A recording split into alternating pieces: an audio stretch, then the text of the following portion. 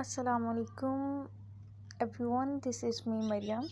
आज का हमारा बेसिकली जो टॉपिक है वो है बोगरा फार्मूला। बोगरा फार्मूला क्या था? एक आइन के लिए एक छोटी सी एक ऐसा फार्मूला था जिसकी कोशिश से हमारे मुल्क के आइन का मसला जो है वो सॉल्व हो सकता था।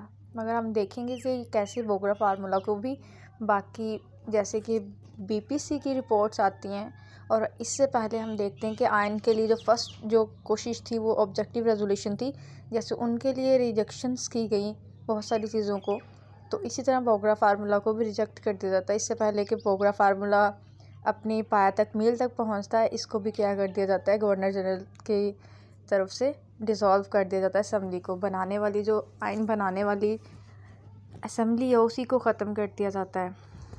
आफ्टर डिसमिस प्राइम मिनिस्टर गुलाम मोहम्मद ऑल्सो डिज़ोल्व दी कॉन्स्टिट्यूंट असम्बली।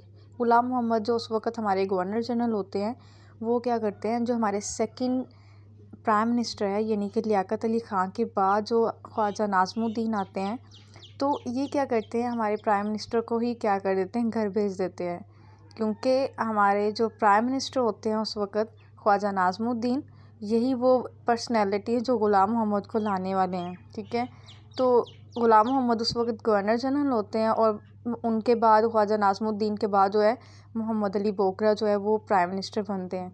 मोहम्मद अली बोगरा आते हैं तो वो एक ये जो हमारा ईस्ट और वेस्ट विंग का रिप्रेजेंटेशन का इशू था, सबसे ज़्यादा नुमाइंदगी का मसला था, इसको सॉल्व करते हैं कि ये किसी तरह सॉल्व हो जाए और हमारे मुल्क का आइन बन जाए। ठीक है, हम देखते हैं कि जैसे मोहम्मद अली बोगरा क्या करते हैं, एक फ़ार्मूला पेश करते हैं। फ़ार्मूले में वो क्या कहते हैं कि जो हमारी नुमाइंदगी का मसला है ना, सबसे ज़्यादा सेंट्रल लेजिस्लेचर में, तो इस तरह किया जाएगा कि जैसे कि वेस्ट विंग में 3 तरह के सूबे हैं, मसलन NWFP है, सिंध है और पंजाब है।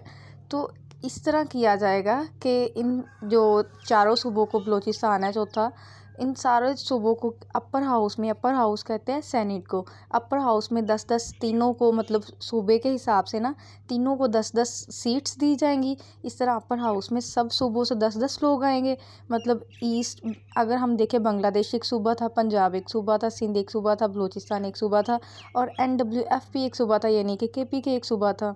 तो ये 5 जो सूबे हैं, इधर से 4 को 40 सीट्स, और दूसरी साइड पे अगर हम ईस्ट पाकिस्तान की बात करें तो वहाँ 10 लोग जो अपर हाउस के लिए सिलेक्ट किए जाएंगे। ठीक है, और लोअर हाउस की बात करें यानी कि हमारी नेशनल असम्बली, तो नेशनल असम्बली में जो नुमाइंदगी है वो आबादी के लिहाज से ही होती है ना, तो इस तरह आबादी जो है वो ज़्यादा कहाँ पे, ईस्ट पाकिस्तान में। इस तरह 165 सीट जो होंगी वो ईस्ट पाकिस्तान के लिए होगी, और जो 135 होगी वो वेस्ट पाकिस्तान के लिए।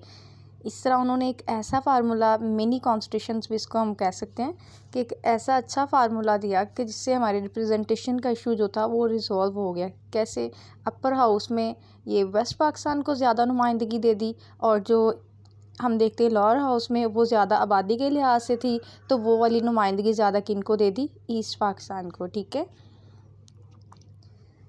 और देन नुमाइंदगी के बाद ये कहा गया कि अगर दूसरा मसला ये है कि प्रेसिडेंट या प्राइम मिनिस्टर कहाँ के होंगे, अगर तो वेस्ट पाकिस्तान से प्राइम मिनिस्टर है तो इसका मतलब ईस्ट पाकिस्तान से जो हमारे प्रेसिडेंट होंगे। अगर प्रेसिडेंट वेस्ट के हैं तो जो हमारे प्राइम मिनिस्टर वो कहाँ से सिलेक्ट किए जाएंगे, ईस्ट पाकिस्तान से। ठीक है, मतलब कि जो हमारी स्टेट को चलाने के लिए 2 बड़ी पावर्स होती हैं, उन दोनों में से एक ईस्ट से आएंगे और दूसरे वेस्ट विंग से आएंगे। ठीक है, रिप्रेजेंटेशन को अगर देखें तो पंजाब को 75 दे दी गई सीट्स, और सिंध को 19, NWFP को 24 और बलूचिस्तान को 17।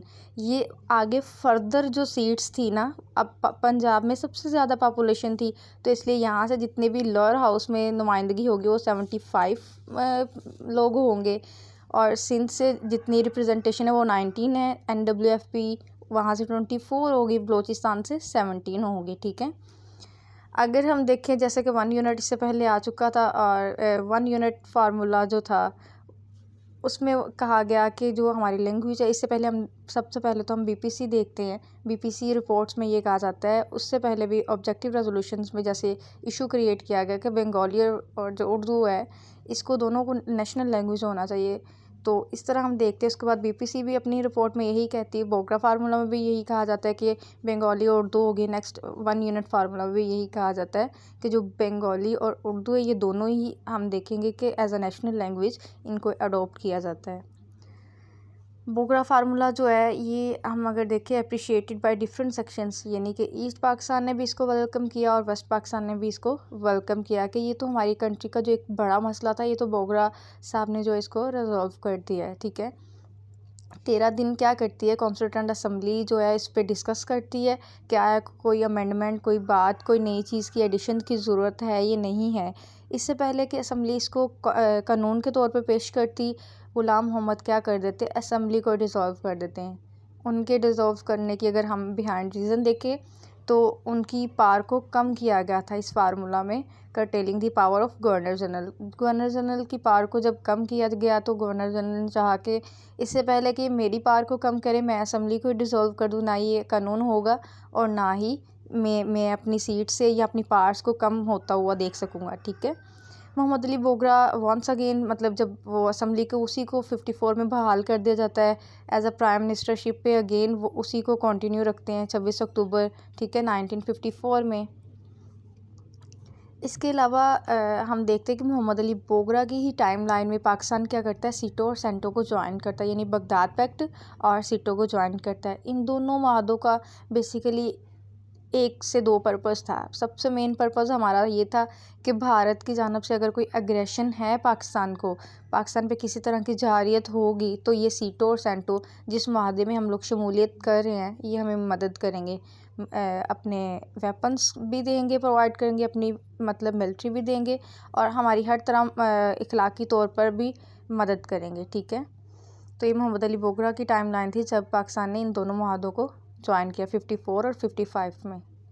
नेक्स्ट हम देखते हैं कि 55 में सिकंदर मिर्ज़ा क्या करते हैं, took over governor general of Pakistan. ये जो हम गुलाम मोहम्मद इस टाइम 1955 में बीमार हो जाते हैं और अपना बाहर इलाज के लिए गए होते हैं। तो जो सिकंदर मिर्ज़ा को गवर्नर जनरल हमारे थे गुलाम मोहम्मद, वो क्या कर जाते हैं, अपनी जगह अपॉइंट कर जाते हैं, ठीक है, वक्ती तौर पे। लेकिन इससे पहले कि गवर्नर जनरल वापस आए उससे पहले मुकम्मल तौर पर जो हमारे देखते हैं हम कि सिकंदर मिर्ज़ा प्रेसिडेंट बन जाते हैं। और आगे नेक्स्ट जैसे आइन आता है, आइन के मुताबिक 56 में, और इससे पहले एज अ गवर्नर जनरल जो है उस ओहदे को भी कम्प्लीटली 4 अक्टूबर 1955 में ये उस ओहदे को भी मुकम्मल तौर पर संभाल लेते हैं। ठीक है, थैंक यू फॉर वॉचिंग। मिलते हैं एक ऐसी नेक्स्ट इन्फॉर्मेटिव वीडियो के साथ, तब तक के लिए अल्लाह हाफिज़।